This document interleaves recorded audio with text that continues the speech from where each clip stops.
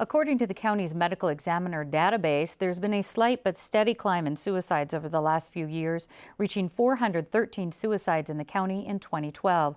Joining me with local resources and practical advice on how to help yourself or someone else are my guest, Piedad Garcia, Director of County Mental Health Services for Adults and Older Adults, and David Peters, a family therapist in San Diego. Welcome.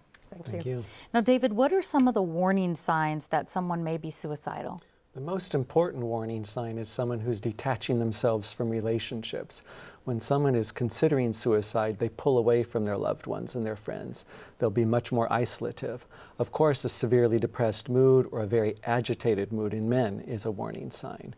Also, abuse of alcohol and drugs can increase the risk because there's an increase in the potential for recklessness then.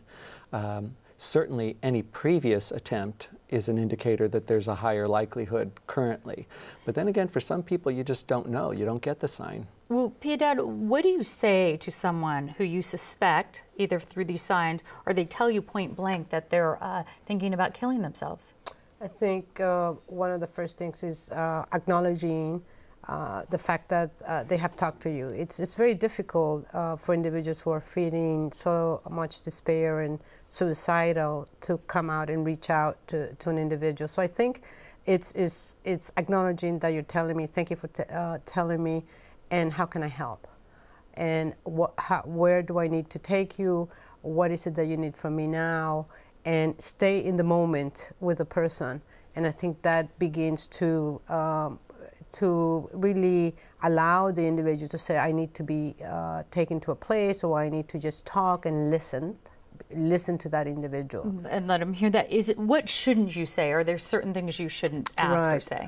Don't say, oh, you really don't mean that. Oh, you really don't want to kill yourself.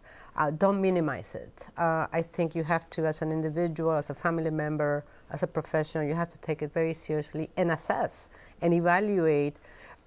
Is there a means, if you're a professional, is there a means or an access to the means, and where do I need to take you for you to feel safe? And David, is it okay to ask somebody point blank, do you have a plan? Do you have a way you're going to do this? Certainly, if you think they are suicidal, it couldn't be a very important question to say, have you thought about how you would do it?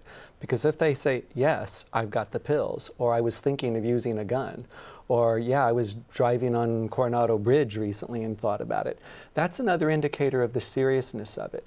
If they have the inclination and then they have the thoughts of how, and if they have actually planned when, there's a very high likelihood they could act, and they need to be taken to a hospital then.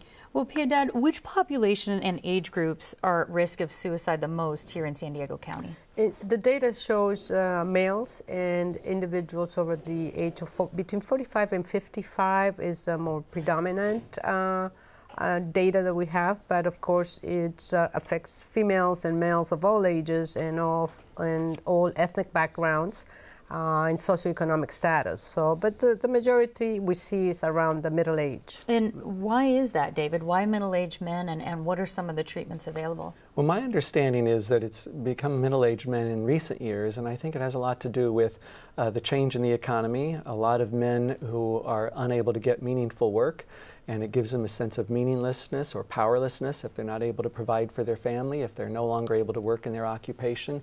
For men, their work is part of their identity, and if they're not working or if they're unable to, they can feel like they no longer have a purpose in life. And let's touch on the treatment, because I know you've said in other conversations that basically, you know, men may not exhibit the same emotions as women. They may not look sad.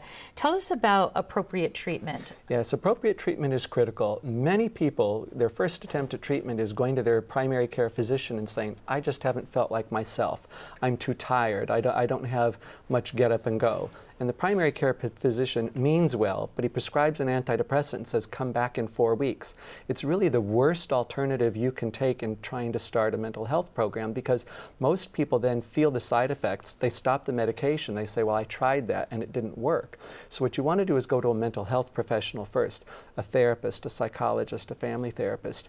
And that person can help walk you all the way through and stick with you and work with you on a weekly basis to get help. And maybe medications are a part of it, but you're not told to come back in 4 weeks and see if you feel better. So they need someone who sticks with them. And Piedad, how do celebrity suicides like Robin Williams or this wall-to-wall media coverage when somebody kills themselves, how does it impact the risk of suicide? In different ways. I think individuals that have had family members or friends that had completed suicide in the past, it revives those memories and that trauma. People that may feel a certain level of depression may feel more depressed. I think that it shocks and it impacts all of us because it's a loss. It's a tragedy. Does it encourage people to do this who might have been thinking about it? I don't know that it encourages. I think as responsible media outlets and professionals, I think that we're always cautious. I know we have had an increase in our calls, in our access and crisis line, and I think people are reaching out to for help, and that's good. So it's a very delicate balance in how we best approach that. All right, well, we are out of time. So Piedad Garcia and David Peters, thank you so much. And I want to let folks know that for specifics on what to say and local resources to help yourself or others that are dealing with suicidal thoughts, go to up2sd.org on the web or call the county hotline. The number is on your screen, 1-888-724-7240. That's 1-888-724-7240.